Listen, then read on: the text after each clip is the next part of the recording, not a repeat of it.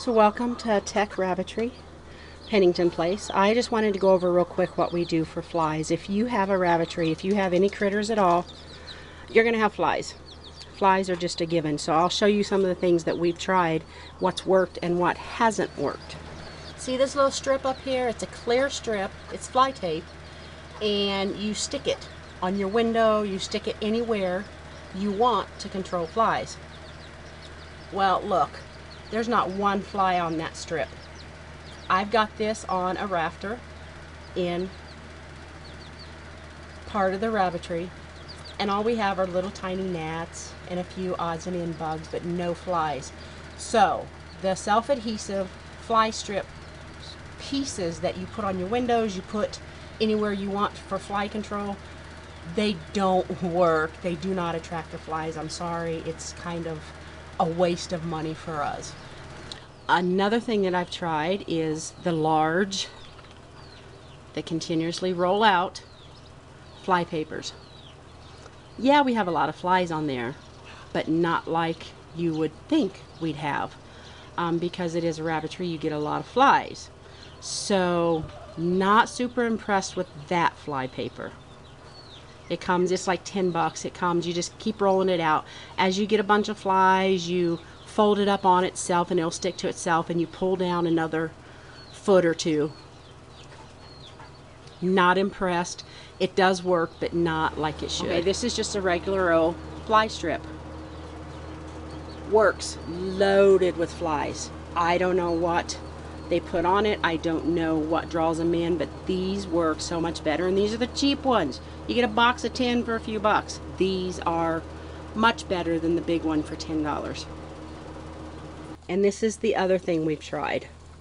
By far, this is the best. You can see it working. Okay, this is a fly trap. It's a disposable bag. It comes with some kind of non-toxic stuff in the bottom. You open it up, you put water in it up to a certain level, and then you just hang it, and the flies will go down in and they can't get back out. Well, look at it. Okay, this bag is loaded. Look at all that. Loaded with dead flies and live flies that can't get out. This by far has been the best investment. These are like $5 a piece. So, you know, looking into it this year, I bought several different types.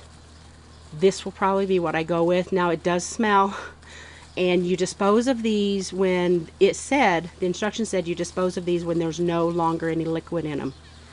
Well, I keep having flies go in and die. I probably got 3 inches of dead flies in there on top of the water, and it does smell. It says there's no killing agents at all, that the insects just drown. Well, you get 3 inches of dead flies and there's a smell. But we're out in the pole barn, and I've got this one in a corner back away from the rabbitry, so the flies come to it. They're attracted to it for some reason. I don't know why.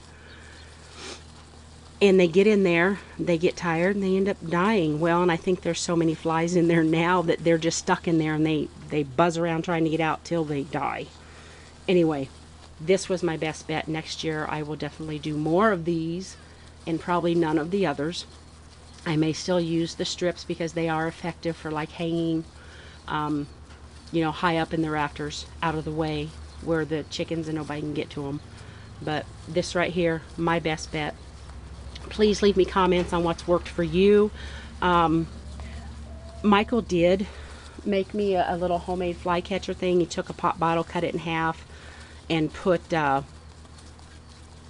spout side down inside the bottom half with the lid off, and it forms like a bowl, but there's a hole that you can get into. So the flies, we put eggs and milk down in there, and then we sit it out in the pole barn, and the milk goes sour, the eggs, it attracts the flies down in there, and for some reason they don't know how to make it back up. And if they do make it back up, that's fine, because they go down and they lay their eggs.